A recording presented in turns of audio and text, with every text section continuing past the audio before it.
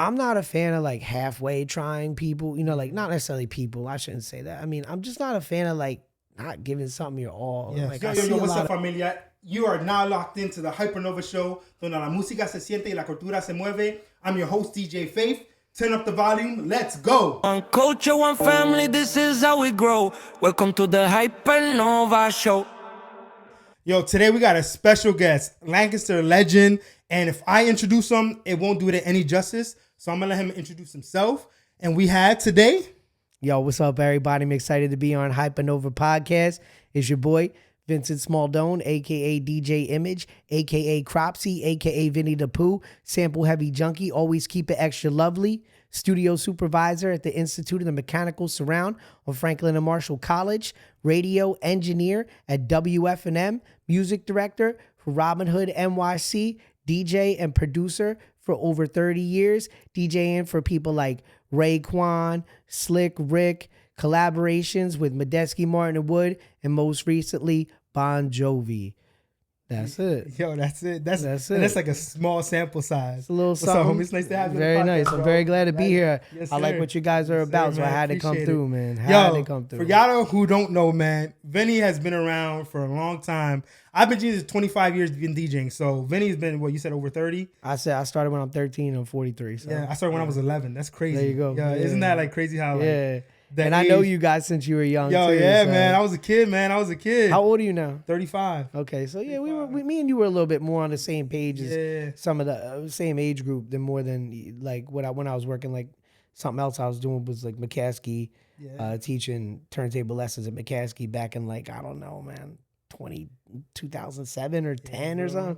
I don't even know what it was, but yeah. And for Heads Up. Heads Up, man. Yeah. I used to like them, man. Shout out to Justin Rule, yo. What's up, shout homie? out Justin, man. For real, big deal, yeah. Put us on, man. So, yo, how has it been like, man? Like, I've known as a DJ, you have such an illustrious career, man. Like, how can you, like, thinking back, how can you just sum it all up in, like, your experiences? Yo, to keep it real, experiences and everything, like, I don't think it's ever, like, illustrious, you know what I mean? Like people think. Like, the truth is, like, being a so-called artist, if like that's what they try to call me. They say, I'm artist, but or a DJ or whatever. It's like it's just a consistent grind. You know what I mean? Every day getting up, just practicing, willing to make that extra hour drive, that 2 hours, 3 hours overnight. Maybe even like if you really, really want to play, you got to be real about it. Like, because cats are always flexing online. Like the truth is, like, yo, you might even have to sleep in your whip to get something done. You know what I mean? So. Really to sum it up, it's just hard, consistent work in one direction. You know what I mean? It's not like I wake up in the morning and be like, yo, I really want to be in the music industry and I go get a job as a florist or whatever. Yeah. Like that's the hard turn, right? Is that like maybe as a young man, I had to work at like a low paying record store or something. Yeah, but sure. Just to sum it up, it's like hardcore, one direction, consistent grind. Yeah. You know what I mean? Yeah, people don't see like the amount of hours that we put into like practice and sharpening our craft and like getting better at certain skills. Like I can't even count how many hours I spent like practicing, you know what I mean? Like, and that's not even, I don't even include like having fun sessions with friends as practice, but it is, you know what I'm saying? Like, but all that time driven into the craft, man, it really like makes you set apart from everybody else. I mean, saying like kicking it off, saying like it takes hard work and consistency and grind. But I think it all really just the root of it all is the love and passion. Because like, it's talking about how much work it takes and how much sacrifice it takes. It's got to have something more to it. It's got to be passion. You know what I mean? It's not like, you only get into it for the money or something. You know what I mean? Like real DJs, they put in way more time than they're compensated for. Bro, listen. I don't have a passion for the gym because I tell myself I'm going to go to the gym and I start training. And after a couple months, I'm like checked out. You know what I mean? Like that's different than when DJing because it's a passion. So no matter how hard it gets, and no matter how like challenging it might get, like you just don't stop. I never stopped for 25 years. I never stopped. No, I mean? you can't. Just continue to work at it. And like you said, man, it's really sets you apart from other DJs because we'll go like this DJs because you know the term, you know how sometimes. Yeah. I like to produce too. You know what I mean? I've been working on a lot of stuff on production, man, lately. Okay. I love DJing. I DJ every weekend, all up and down, all over PA. And, of course, I've been on tour. We can get into that. But I've been working on tons of production over at the Institute of the Mechanical Surround, which is a studio that's located on Franklin and Marshall campus, started by the religious studies professor at Franklin and Marshall, John Modern, and his wife, Libby Modern. And my partner that I make music with at the Institute, which is a studio that the Moderns created, is Nikki Big Treasure Kroll. Oh. He's a philosopher at F&M as well. So I've been doing a lot of production with them. Like, we just completed a huge undertaking, over 300 some contributing philosophers, professors, people in different fields contributing monologues or poems or speeches or anything, kind of these vocal recordings that I would then take and score. Yeah. And we produced an over 10 hour so-called musical podcast, kind of like what John would call them communiques, of academic sort of lectures that are scored to music. So, for example, like one of our releases was the philosophy mixtape. Hey. You know what I'm saying? So it was like we had all these philosophers from all over the world, very famous ones. David Chalmers is one of them. Okay. If you can Google David Chalmers, just you'll know philosopher David Chalmers. Yeah, you know, as far as I've come to understand through a lot of hours working with Professor Kroll, that he is the most famous philosopher as far as like recognition goes right now in the world. And he actually came to our opening for the philosophy mixtape. So if you ever want to check that out online, check out the Processing the Philosophy mixtape. Yeah, I heard that. You gotta check it out, yo. You gotta check that out. So I've been getting into a lot of stuff like that, man. But you know, DJing's the core. You know what I mean? So where did it begin? Like, who taught you? Who showed you? Like, where did that come from? Oh man, I'll say, where did it begin? You know, I played the trombone and then I played the snare drum. And then one day my dad brought me over to his friend's house and he had a pair of turntables. And I was like, oh, what's this? You know, and I was about like 11, 12 years old. And then just from there, I was like, that's the instrument I want to play. You know what I mean? That's the instrument I know that fits me, you know? And like, I always think the turntable is kind of like all the instruments ever in one, you know? It's like, I think you could consider it one of the newest instruments, you know what I mean? I mean, it's not acoustic or whatever, but it can be made acoustic. Technically, a phonograph is an acoustic. Yeah, absolutely. You know, you can use a needle and a horn made out of cardboard, and you know what I mean. So make it work, man. So like that began your passion, and did he teach you, or like did you start learning? Like, how'd you start developing? You know, he said something to me. It's funny you say that because one of his first pieces of advice was that DJing is 20% learning and 80% practice. So he gave me like we talking about practice? Yeah, we're talking about practice. Yeah, Iverson, man, my guy though. Yeah, we, you know, 80% practice, man. So like he gave me kind of like a little like 101, like, yo, this is mixing, this is scratching, this is, you know, blends. And this is like the idea of a mixtape. And then I kind of just went off on my own from there. And then I met many DJs along the way, like my friend Joey Orama, DJ Herc. I mean, the list goes on and on of people, but certainly Joey and Herc were a big influence for me at like 12 years old, you know what I mean? Because they were older and more advanced, you know what I mean? So I got to see what it was really about at that point. And they really helped me hone my skills and understand what I think is the most important word in, I guess just to say hip hop or music is flavor. You know what I mean? That's the word for me, bro. Sazon. Some sazon. He's Italian, so he says sazon. Yeah, I do love I love some Spanish food, but sure. Some pasta badan. You guys you don't know about that, but yeah, that's my grandma used to make that. But okay, all right, let's go. Yeah, that's just potatoes and macaroni. But it's when it's made with that Italian love, it's different. Yeah, it's different. The sauce is different. It's real light. It's almost soupy. Ooh, okay. You know, but you know what I mean? That's like a real like home cooked kind of Italian dish. But yeah. Yo, Grandma Image, yo, hook us up, dog. Hook us up. Shout out Grandma Bruni. What up? Yeah, show much love. Yeah. All right, so do you remember your first gig? Oh man, that's real funny you mentioned. That's funny. Yo, bro, can't wait. Let's hear it. There's a lot of history around here for me. Like, you know, there's a lot of memories with that, but my first gig out and about, and let's say, like, actually in a real club, a real establishment. Your first solo gig, like you by yourself doing a gig. I mean, I started off really early. Like, I did a couple gigs for my dad's friends or whatever. Okay. But when I knew I had something was when I started throwing my own dances, like as a freshman in high school. Okay. I rented out the Maple Grove here on Columbia Avenue, charged $3 a head to get in, and it would be packed every time. Let's go. And that's when I knew I was like, oh, this might actually, I might have something here. And from there, I went on. But my first gig in an actual real nightclub, a real 21 plus, I was 16 years old.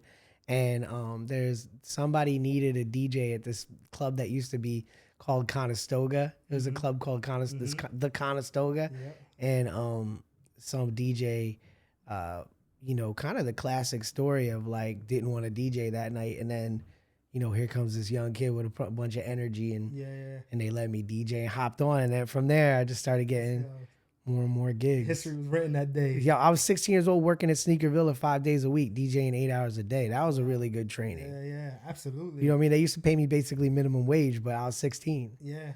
So, but yeah, I mean, my first gig, would probably be one of my dad's friends' houses, but my first like 21 gig, over 21, and I was only 16. I learned a lot that day about life, about what DJing might bring. But yeah, it was at the Conestoga, man. Shout out Alex, dog. The other DJ who was there that night who didn't want to DJ, let's keep it real with y'all. He don't like me, man, but that's cool. But that's hip hop, ain't it? Though, a little bit. One person's lost, another person's gained. You know. What yeah, I mean? I don't know why. He said I never got him any bookings. I was like, well, I didn't think he was ready for him. You know what I mean? So shout out to that guy anyway. But big shout out to Alex for having me. Thank you. Shout out to Alex for having me at the Conestoga. That was mad cool. Man. I remember my first gig. I was 11, and it was a wedding. And, okay. Yeah, and the guy who taught me how to DJ. 11, that's good. Yeah, 11, that's a good age to start. And I was DJing like we were doing like events before that, like especially Spanish events. Yeah. And I was DJing that off of a computer. You know. Yo, Spanish families don't play with DJs. Man. They take it like, real serious. They'll tell you real fast if you suck. Yeah. You know what I mean? They like it real loud too. I've been noticing and I stay like that my whole life. Yeah, I'm always loud. Everybody got to tell me to turn it down. No, there's like a thing about that, right? And like it might be Dominican culture where they like Puerto Ricans like that too, man. I like that. I like the way I like that kind of culture. You know what I mean? But like we got to this wedding venue, and he used to train to like we had to set up in 10 minutes, and 15 minutes was max, and like he'll time it, and we'll practice at the crib, like just setting up the equipment, tearing it down, like. Wait, where are you, around here? In Lancaster, yeah. Okay, because that's like sound like I'm from New York or whatever, but that's like a New York thing. You like run up in and put. Yeah, man, you got to be ready to set and go. Quick. Yeah. So, and I'm glad for that. Thank you, Mike. You hooked me up because you really taught me that value of just being prepared, set up fast, and be ready to go. So we set up, and then he's like, "All right." He's like, "I'll be back later," and I'm like, "Be back later." I'm like, "You on?" I'm like, "Where you going?" He's like, "You got it," and I'm like, "What?" He's like, "You got it," and luckily that wedding was just a reception. So, I'm just playing music stuff. I didn't even have to talk. Right. But I was shook. You know what I mean? It's scary. You didn't even tell me. Like, I couldn't even prepare for it. My mental, so, like, I could just hear my family if they see this. But they're like, I wasn't scared about my first gig. I was, like, gunning. You know what I mean? Like, I'm coming for you. Yeah. You know what I mean? Like, if you don't practice, I am. You know what I mean? Like, I was crazy like that as a kid. I think people who know me from when I was really young, like, they knew I was how can I say, I just rambunctious type of character. Yeah. But I do love like thinking about the early days, man. Like, but I think it's cool when we have these people we look up to or these sort of mentorships with people and it really sticks with you. Yeah, and those people might not even be aware of it. Yeah. But that's why like with the way the music culture is part of it, what I really like, and you talking about being at a wedding and nightclub is one thing that we all kind of share is like we like to be around people. Like I know you dance and you got graffiti artists in your crew and like you go around and work with people and kids and schools and camps and that's one of my favorite things is like actually real life connection. You know what I mean? Life experiences outside the internet. You know what I mean? Like these skills and that we've learned, I feel like you can learn like off the internet. It's kind of like a book, Like you ever see somebody try to learn like karate out of a book? Yeah. You know what I mean? Yeah. And I think when I see musicians learn off the internet, it's like, that's cool. But like, I think you could really hone your skills, or you get a certain, like I said, flavor about you when you get in those groups of people. And, and that's one of the things about music I always love. Even though a wedding to this day still makes me a little nervous. If any gig, a wedding will make you nervous though, right? I mean, not anymore, man. I did so it's many. just so much on the line. I do them all the time, pressure. you know. It is a lot But of yo, pressure. there's, you know, it's not like a nightclub. You're like, oh, the record skipped or whatever. Yeah, All right, like whatever. everybody's out of it. Like a wedding's like, you know, it's their big day. Yeah, You gotta, you know, I'm focused on that. But I love music culture and the people in it. So I think being around other people not just gives you that flavor, right? But it also opens your eyes to other things, because think about it, if you're by yourself all the time, you would be stuck in one track mind. Like, you know what I mean? Like whatever way you're learning or whatever motivates you will keep you in that lane. But when you surround yourself with others who also love the craft, you're gonna start taking things from them. Like, oh, like you get better. He likes this type of music. Oh, he does this type of mixing. Oh, he does this type of scratching. Like you start building yourself up. It's like Legos, you know what I mean? You get new pieces added to yourself. You just keep building it up. Yeah, and then you're a Voltron afterwards. You know what I'm exactly. saying? Like, I think the crew collaboration, especially in hip hop, because I know that's kind of our roots, right? You guys probably speak on that here, but that always has to do with large groups of people getting together and crews and battles, and it's never by yourself. Yeah, I think there's still like a battle culture a little bit. Oh, like, there is. You know what I mean? The DJ world, of course, is the DMC and all the battle culture, but just outside of that, like it used to just be like local battles too. Yes. Like you just run into a guy, you guys like, you know, square off. But that's a cool part of the culture, the battling. When I used to run around with Deadly Venoms. I don't know if you remember that. With Anton and all them Chewy. Guys. Yeah, Chewy. Yes, sir. Bro, Jeremiah. Big shout out to my boy Jeremiah. He knows what it is. Pee Wee. You know what I'm saying? All the guys, man. Jerry, you know, R.I.P. But you know what I mean? Deadly Venoms. Sure. So, what was your first gig with like a famous artist? How was that? Okay. How'd you get set up with that, and how was it? Like first gig with a famous artist, like actually DJing for him, not just opening. not just opening, but like DJing for him. Man, I think it was probably Billy Martin. Billy Martin is from Medeski, Martin and Wood. Now that might seem a little obscure to some people, but Medeski and Martin and Wood had a gigantic following. I mean, they're still like world-renowned jazz musicians. You know, they play with like Schofield and Cyrus Baptista, famous percussionist. Mm-hmm. They're part of that you know, Blue Note kind of jazz scene. Yeah. I mean, you might see Blue Note now. They have a lot of shows at the Blue Note. It's not only a record label anymore, but it's also a location. You know, there's several locations. Yeah. So that jazz scene was the first kind of my introduction to being around so-called famous people. I mean, I think they might have been nominated for a Grammy at the time or something, but Medeski, Martin and Wood, Billy Martin. It's actually a pretty cool story. Billy Martin is the drummer of the group. So there's Chris Wood, he plays the bass. There's Medeski, who plays the keyboards, and Billy Martin, who plays the drums. Mm-hmm. So they're a three-piece. Shack Man's one of their famous albums, if anybody wants to check it out. But Billy Martin had put out like a break record. I'm sure, are you familiar? Like, in other words, just a drum record that DJs would sample to make beats. Hey. You know what I mean? So this is probably about 2000, 2001, going back, and maybe the year 2000. And my friend, a longtime collaborator, one of my favorite people to collaborate in the world is Brian Steele. Mm-hmm. He had brought to my attention that Billy Martin had put out a break record, and he told me, I wrote a rap to it, but you know, I want you to like take the drums on your MPC, and I want you to like lay them out like your way. Yeah. And we got to add like a sample to it because it's just drums. So that's the whole nother story of how we made the song. But he came over, and I had found this one sound, and I found the perfect scratches with him. And we made this song in like one night, and we sent it off, and we didn't think about it for months because, you know, I got to add this, actually, the break record, inside the break record that he brought over was a postcard that said a remix contest. So make a remix, send it in. So I was like 18 years old, and, you know, basically we took the postcard out, and we sent in the song with the postcard, and we didn't think about it. And one day Brian called me, he's like, yo, you're not going to believe this, but like, Billy Martin just called me. I'm like, what? And I didn't even believe him. I'm like, whatever, Brian. You know what I mean? Like, why are you playing that? What song are you even talking about? Because we were making so much music at that point. Yeah, yeah, they ended up liking. Billy Martin ended up calling and say, "Hey, you guys won. Whatever, you won the breakbeat remix contest." And they brought us to New York, and that was my first experience with a famous artist. They brought us to the Club Tonic, which if you know some like real jazz heads, they know Club Tonic in New York. You know what I mean? I still like will bump into some real heads, and they'll like either heard that I played there or they knew about the scene, and they'll be like, "Yo, you got to play in that?" Yeah. And I went up there with my turntables and we performed with them. Wow. At that time in jazz, turntables were fairly new. Yeah. So I was just happened to be the stars aligned for me with my generation, the turntable, and fusion jazz music. So that was my first experience playing with a real artist. They even brought us to New York at Tonic, and they brought us to the TLA in Philly. So I'm 18 years old playing the TLA, like performing. Wow. There was a VHS of it, but it was misplaced years and years ago, and no one's ever found that tape. So I don't know where it is. Man, that's crazy, that experience. That's awesome. I know. Like, so that was my first time. And, that might not seem like a famous person to everybody, but he's very well, he's world renowned. Yeah. So. Yeah. What's the difference between like doing something like that more jazzy and then doing like professional like hip hop? Yeah. Well, I got to DJ for Raekwon. Like one of my favorite shows we had together.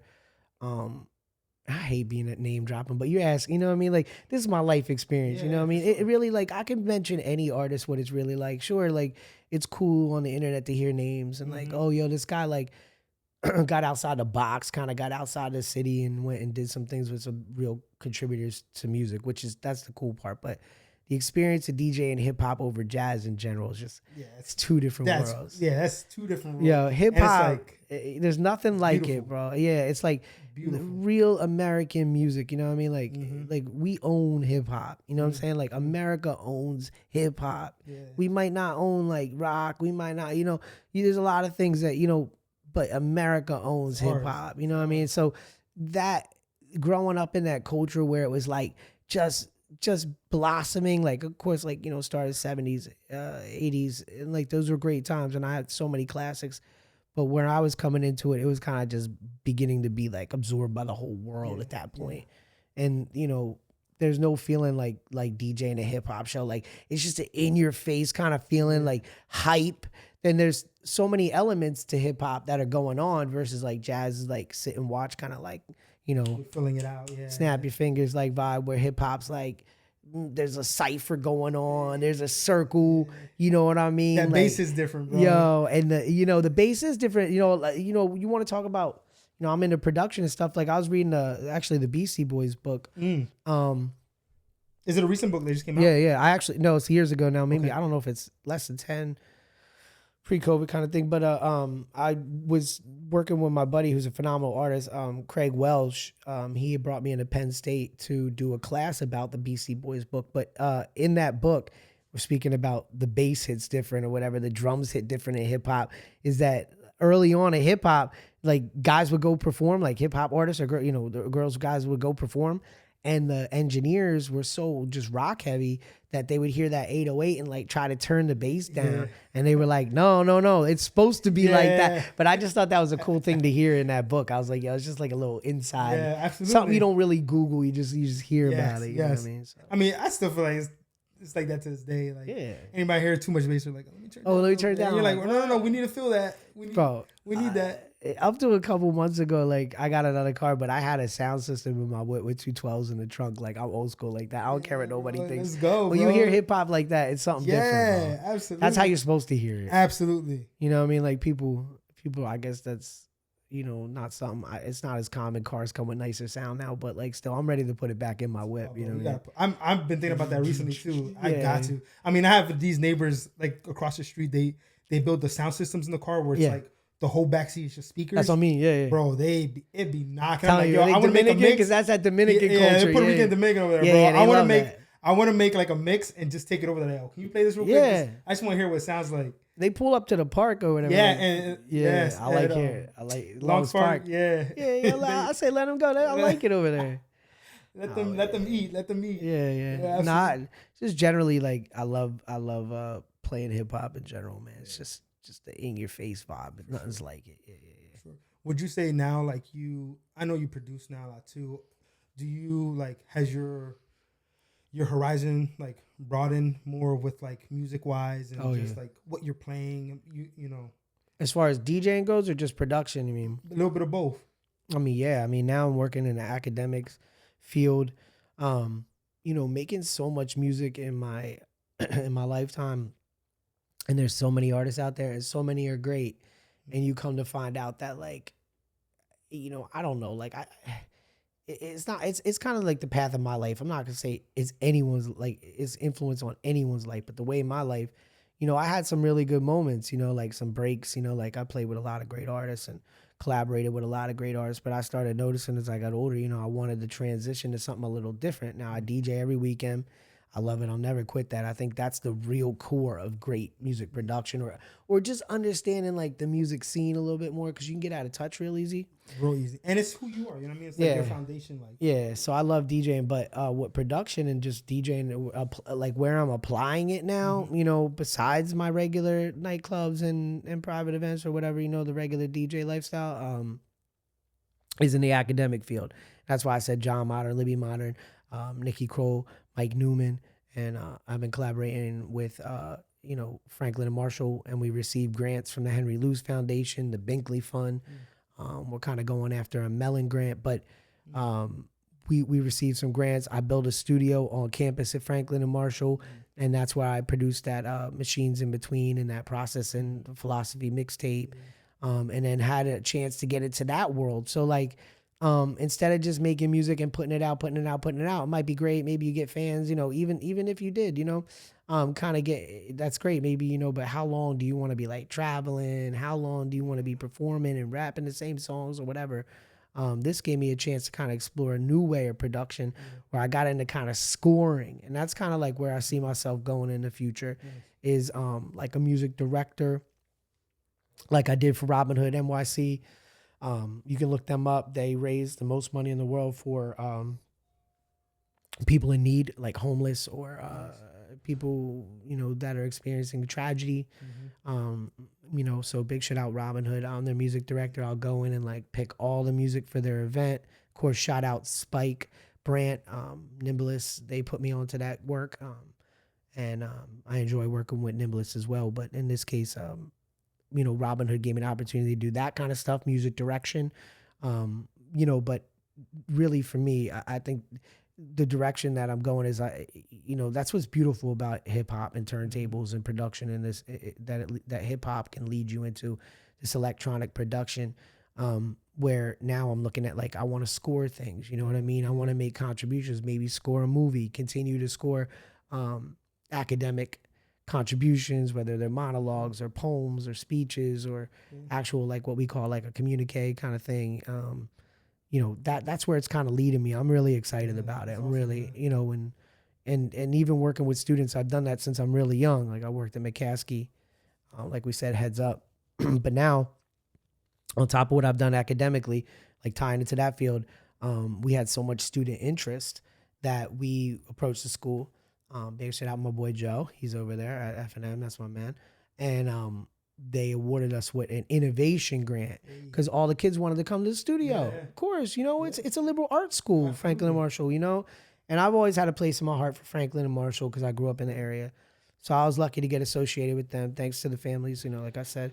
And Modern and the Crolls and stuff. And you know, we got the innovation grant, and now we're building a sonic laboratory, you know what I mean, where kids can come to the studio and record whatever they want. Podcasts like this, a band, you know, maybe their own electronic music productions, maybe a sweeper for their radio show, you know, like a cart for their radio show, some kind of commercial, who knows, maybe, you know, limitless possibilities. Yeah. I mean, so, yeah, that's the kind of direction I'm going in now, like this academic field. And of course, like I said, I never give up my music directing and like picking songs, remixing, making mixtapes, you know, but like kind of like, where am I going with that in life? You know, where am I going? And like academia, like it just spoke to me, you know what I mean? So you're just getting to, you know, spread your wings, you know what I mean? And really venture into, you think about people like Pharrell, you know what I mean? Like you're just making beats and then ended up scoring and all these different ventures. So like music, and it's crazy how hip hop can take you from like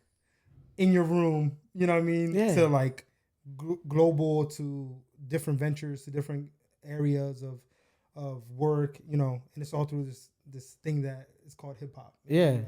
I love hip hop for the fact that you really don't, you know, like I said earlier, like learning karate out of a book or whatever. Like, I always feel like hip hop's one of those art forms that, like, almost the less you see at times, like, or like maybe more like kind of explain as like a group, like how you have you always kind of like hung with you had like a crew. You always had like a crew. And you kind of have your own flavor, like I always say that. Like, Urban Soul. Yeah, you know what I mean? Because you see him around, and like I know you pop up sometimes when I DJ, and it's like when you guys all come together, you kind of get your own style. And that's what I really like about hip hop is like you could be like a bedroom wizard or an unknown crew, show up somewhere and like be amazing. You know what I mean? Blow the roof off of the place. You know what I mean? It's like, what is this? Yeah. Wait a minute. So hip hop's just it's the best. Man. Absolutely, it's my favorite. Man. It really is my favorite. What advice would you give like an up and comer, man? Like somebody who's like just getting into DJing, who really wants to like learn it. Yeah. What advice would you give them? Yo, test your teacher. Who you learning from? Who you getting information from? Why do you think you should learn from them? You know what I mean? It's just like it's like a kung fu flick. I kind of always think about it like that, where it's like, yo, I want to know who's like. I'm not just to be like, yo, you could be my piano teacher. Like when I started, like that's another thing. Got into like piano lessons, of course. Like I said, like with music production and like academically and stuff.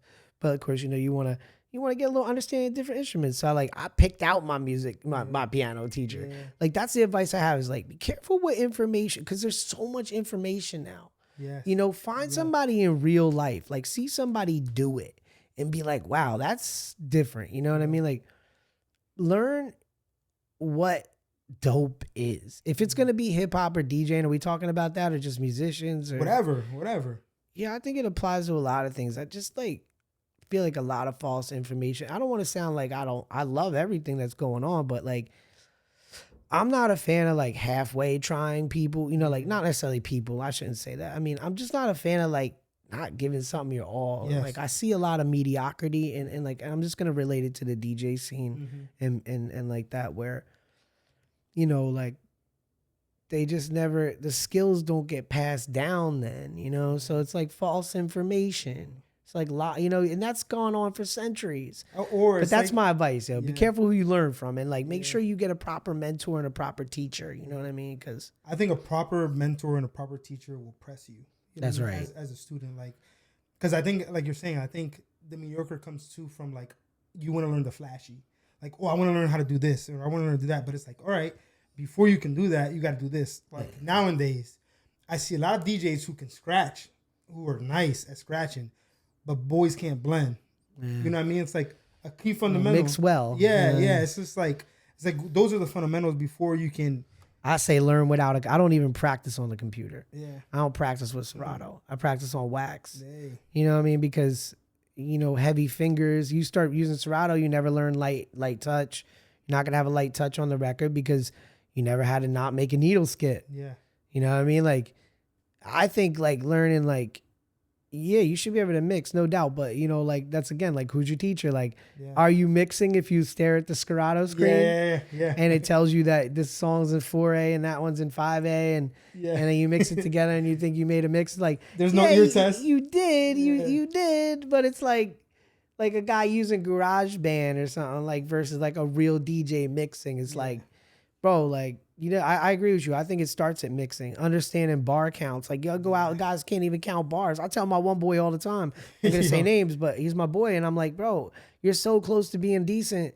Like, learn how to count bars. Yeah. But you know what I mean? Like, and scratching's important too. I mean, I'm a big scratcher, but like I'm into scratching because I think that's how you make that instrument talk. Yes. Like you got to know where to apply it now. You're at a wedding, like you got to start scratching crazy. Come on, they come down the aisle. He's like, and that's why you got to have, like you're saying, like I can't agree with you more, is like the basics of mixing, bro. And I mean with your eyes closed, you know what I mean? Not looking at the computer screen. Like that's what I mean about having a proper teacher. It's like, yo, I'll push you to do it. Like, yo, you can use your computer in the club. You can't bring records anymore. I mean, I get hired for gigs where they want you to bring records specialized in that gig. Like shout out Vital Options, my man Aaron. They just had me down to Philly at South Bowl. Shout out Oren and the South Bowl family.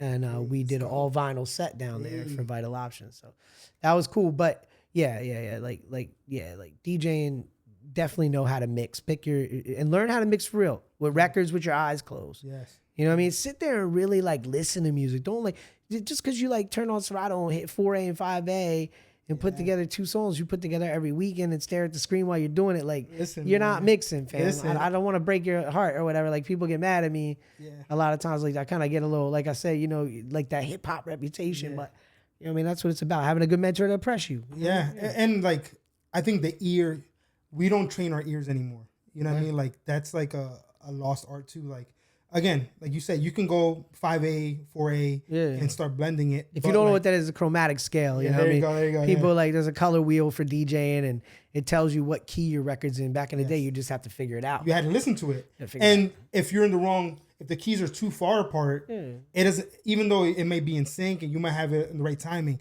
it just doesn't sound right. Like, you know what I mean? Like, there's things don't sound right if you don't blend it well, and that's where the ear comes in. If you don't have a good ear, man, you'll think like, oh, it's on time. It sounds good. And you're like, that don't sound good, man. It sounds. And like, yo, like there's a book. You know what? You don't talk about recommending anything is like, there's a book that when I meet DJs, and now I can say that in the last, like, I don't want anybody to take this wrong, but probably in the last like 15 years, I really only took on 2 serious students. And I wouldn't even call them students. They're my boys. Yeah. But I just seen potential where they were like, I was like, these kids could be real contributors. And I usually start them out with the book called How to DJ Right. It came out in like 01. It's still very relevant. It even explores digital music. They were ahead of the game. I'm about to get that book. How to DJ Right. And to this day, my kids, man. To this day, you know, you want to talk about being under pressure, like, you know, like, or DJing, putting you like, just DJing, you have to perform. Like, I did mixes for a great rock artist this past summer, and, you know, I had that book out to remind me that, like, not everything in DJ has to be perfect, like keys and blends. Like, sometimes you might want to drop something in, or, you know, but, you know, generally understanding that, like, training your ear, like, just because on paper it doesn't look like it should sound good, like when you try it, it might. It'll work. Yeah. Because, like, you know, with the technology now, it's like the tail's wagging the dog. Yeah. You know what I mean? The technology is moving you versus you moving the technology. You know what I mean? Like, kind of that kind of idea where when it was all vinyl, first of all, you couldn't become a DJ overnight. You couldn't download everybody's music and be a DJ. Yes. So I got over 10,000 records in my crib. But you know, it would make you mix different, fam. It would make you mix like more creatively. You had less options.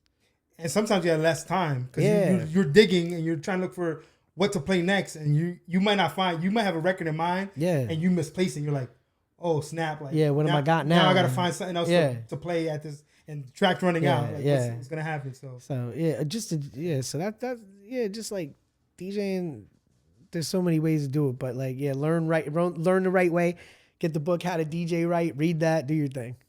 Yeah. So Vinny, like, how can people find you, man? Like, you know what? I thought about this on the way over, and you know how people can find me in real life? Hey, let's go. Come see me do it in person. Hey. I don't need a 15-second clip that I can practice over and over and over and make look good. I can do it. I've done it. And I find joy in that. There's fun. But you know, I'm really the type of DJ that's about a real life experience. You know, we're all online all the time. And I think the new rich is when you have a lifestyle where you don't have to be online, right? So, you know, you got to think about that. Like, I'm still subjected to go online, of course, like everybody else. You know, so the more I could detach from that kind of lifestyle, I don't even want to use the word that reality. Kroll, I know you probably watch this and you hear me talk about the philosopher. You know, reality is a big topic of conversation around philosophers. But the reality of having the existent internet person, like you have a moniker on the internet, like whoever you are on the internet. You know what I mean? That's cool. But like, I think myself as well as many other people are fiending for like a real life experience. And like, where can they find me? Right. You know, come out to the club where I'm DJing, come see me, make a road trip to come see me, figure out, you know, and like, you know, you know, of course, online, you can find me on Instagram at djimage.gram, you know, and I got so many like Mixcloud, SoundCloud, mixtapes, CDs in the wild, pressed records. I mean, just you know, just track my stuff down, you can start with the gram. But if you really what I recommend for people is to like come see it live. Come experience someone who can really manipulate records live. Tell a story real live. Yeah, like see it. And like, yo, you might witness something like improvisational things or like, you know, moments in the nightclub or in the event that, you know, you can't experience online, no matter how many times you watch a video. Because like at the end of like a what do they call it? The dead scroll? What do they call it? When you get locked into scrolling, they got the word for it. Whatever it is, we'll remember. What is it? Our doom scrolling. Thank you for Romer, producer over there. Yeah, big shout out. That's my guy too. Yo, when you get caught up doom scrolling or whatever, like you always left feeling empty when it's over. Yeah. You know what I mean? So like that's how I'm gonna end it. Like, yo, life experiences. Come see me live. I'll do it live right in front of you. It's real. It's not pre-recorded. It's all real live. You know what I mean? I play a dance. If locally, you know, I really like Dance Pub. I've been working there a lot, helping them get that place together. Shout out to Dan, Jane, Chantel, the family over there. You know, of course, you know, the parents, you know, they're awesome people. I've been working with them for a while, so you can always catch me there. Let's go. And hanging around these guys, Hypernova, man, because I know them. But yo, thanks for having me on the show. I wanted to come on here because I like what you guys are doing. This ain't the last time. We'll have you on again, man. Yo, y'all witnessed two things today. Today you witnessed how old we are because we don't know what doom scroll is. We don't even know how to say the name. You know what I'm saying? We even know how to say doom scroll for a second. But you got to have some gems dropped by a hometown, just DJ, lover of music, man, like teacher, good friend, really good friend, man. So y'all heard it. Thank you for tuning in. I don't even like doing this, just so you know, for the people. Like, I never go on podcasts or anything, but the way you guys support the kids and like everybody, the way you go around, and like I had to come out. I had to come out. Appreciate that. I appreciate it. That's love. That's love. Yeah. Or else I was gonna kidnap him and bring him here anyways, but we got him on. So yo, y'all got to tune in. Thank you for locking into the Hypernova Show, yo. Hasta la próxima. Peace. From the block to the world, we let the speaker blow. De la calle hasta el mundo. Yeah, good looking out. Yeah, you guys did. I probably talk too much. Nah, bro. How we grow. Welcome to the Hypernova Show.